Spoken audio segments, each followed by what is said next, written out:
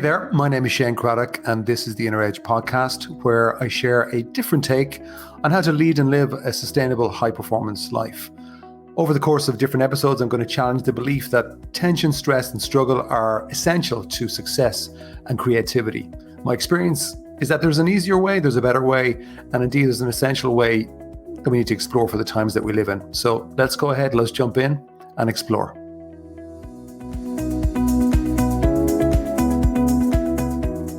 Hopefully you can hear the sounds that I can hear right now.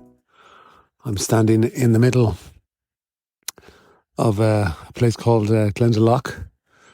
It's a beautiful place, very close to where I live in Wicklow, County Wicklow in Ireland. Beautiful lakes, beautiful hills. It's great hiking country. And one of my favourite things to do is to go for a hike. So I kind of felt inspired a little bit today to just take you on a little bit of my hike. And the sun is just coming up. I'm wondering, can you hear the dawn chorus with the birds and the trees around me? And today's episode is just exploring a little bit around the power of nature. The gift of nature, especially when it comes to helping us calm our minds down.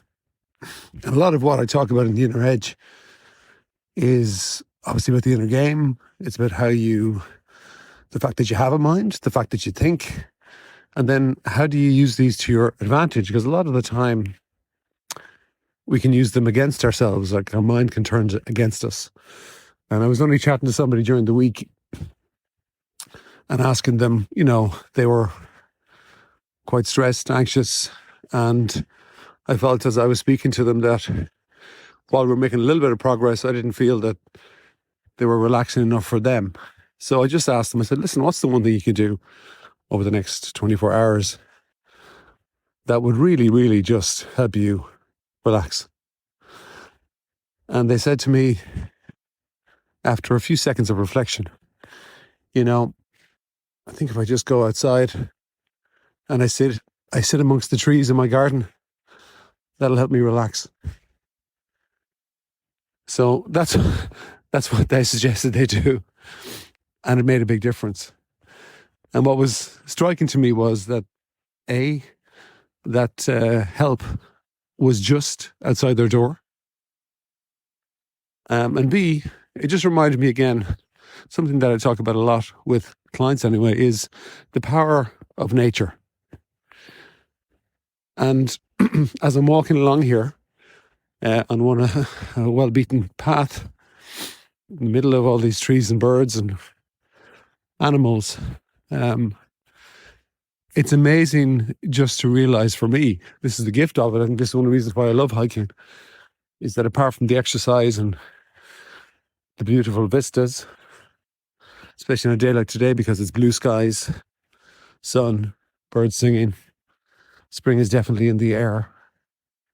There's something about the energy of nature, being out in nature, that just reconnects us to something that's calmer.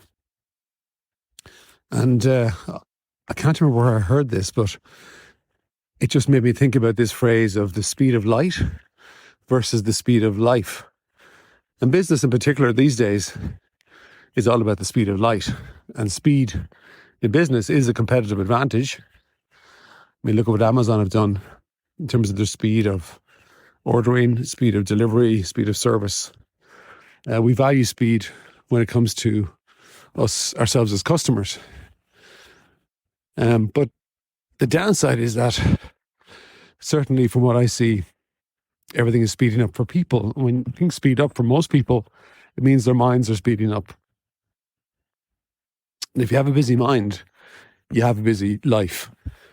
Because whatever's in your mind is in your life. And that took me a long time to realize. But then you got the speed of life. And while your mind might go, oh no, that's boring, that's too slow, I think you can still work in a business capacity at the speed of light. Certainly create businesses that work very, very quickly. But increasingly, this is what I'm pointing out to people working with me. It's important that you're able to detach from that very fast motion in business and life. And inside, slow down. When you slow down, things get clearer. I'm co-facilitating a program with Joseph Jaworski and Susan Taylor at the moment with about 12, 13 people. It's called Source Enabled Leadership. And one of the aspects of the program is, or the fundamental aspect really is to connect with something deeper inside yourself. That part that gives you inspiration, the part that gives you wisdom or common sense, the ideas, the solutions to problems. And Joseph, who I think is now 87, 88, has spent his life helping leaders all over the world tap into what he calls the entrepreneurial impulse. But one of his go-to strategies himself is to spend time in nature, more time in nature. Now, as I'm walking along here myself, it's quiet. I've only met one other person in the last 25 minutes.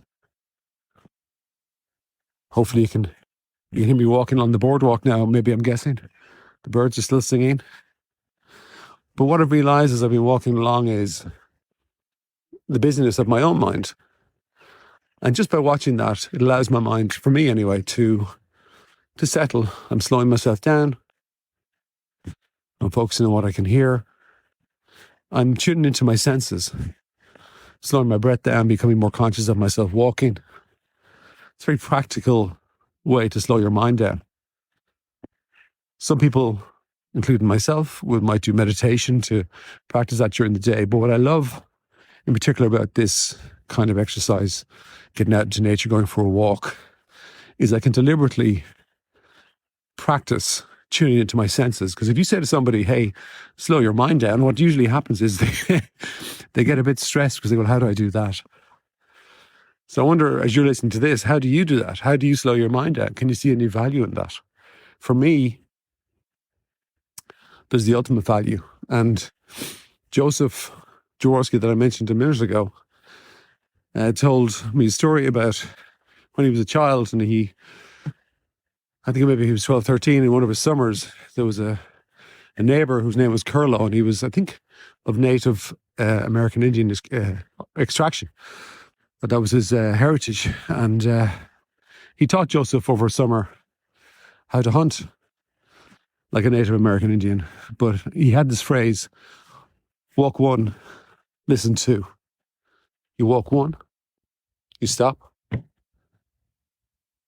you listen two. And that was the way that this particular, I think, tribe hunted.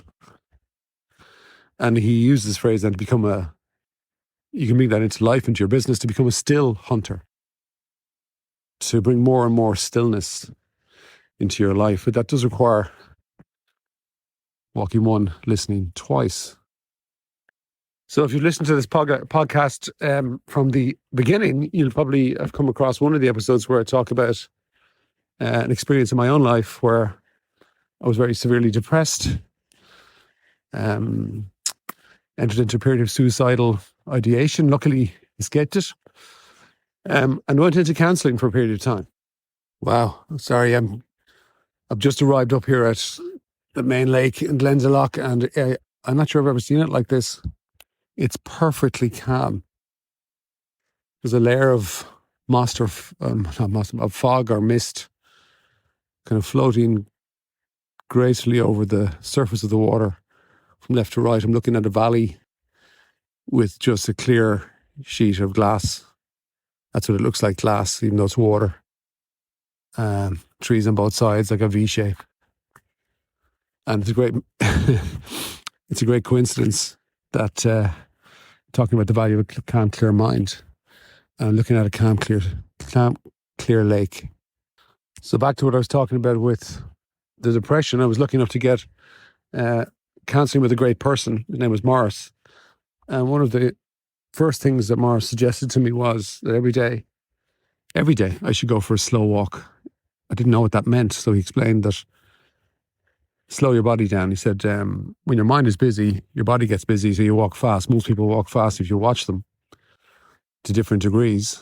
But But it works in reverse. If you slow your body down, it actually helps your mind to slow down.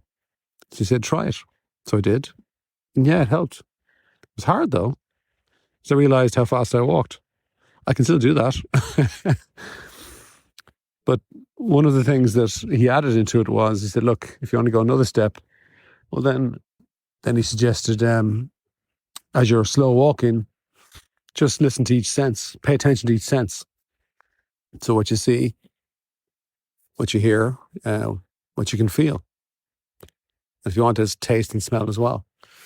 And actually, it's amazing if you do that at the start, how difficult it can be.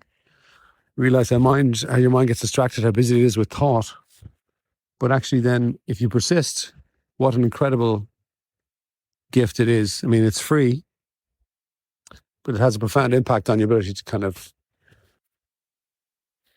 create a calm mind. And I think that's one of the gifts of nature, is that very often with no technique, not even thinking about that, you just go for a walk, you go for a swim, you do whatever you need to do or whatever works for you in terms of nature. You spend time in nature. It's amazing that it seems to have this harmony effect. It kind of drags you into its own frequency, its own energy, and it allows you to relax back down to the speed of life. The speed of light, again, busy, busy, busy. But it is possible to bring more of the speed of life even into your busy day, even if you're working. But just be more conscious of how fast or slow your mind is inside. So what about you? How busy is your mind? Would you value a quiet mind? And what about nature? What's your way of connecting with nature? And maybe there's ways you can integrate nature more into your day as opposed to waiting to the end of the week. Maybe you can do something now in the next hour that would help. It's an incredible gift, nature. We come from nature, we go back to nature. And I think more and more what you're going to see, particularly in leadership and business and life, is more and more people talking about the value of tuning into the frequency, the slowness of nature. That's it for this week. Ciao for now. I'm heading off back on my walk. Bye.